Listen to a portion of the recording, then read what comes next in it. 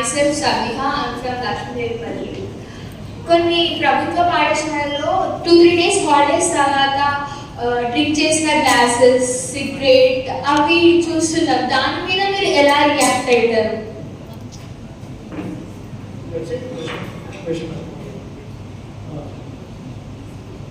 Main point జనరల్గా కూడా ఈ సెక్యూరిటీ ప్లేసెస్ ఏవైతున్నాయో కొన్ని ప్రభుత్వ పాఠశాలలు కావచ్చు, ఏదైనా గవర్నమెంట్ ఎస్టాబ్లిష్మెంట్స్ కావచ్చు కూడా మా దృష్టికి కూడా కొన్ని వచ్చినాయి.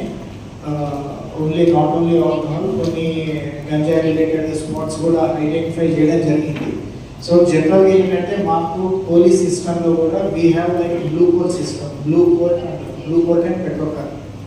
ఈ పాయింట్ బుక్స్ ఏవైతే పాయింట్స్ని ఐడెంటిఫై చేస్తామో డైలీ 2-3 times షిఫ్ట్ వైజ్ ఆ పాయింట్స్ అన్నిటిని కూడా కవర్ చేయడం జరుగుతుంది.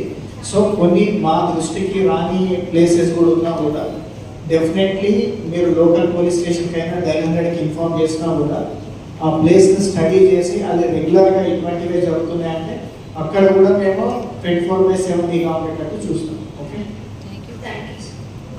Thank you sir. Next please.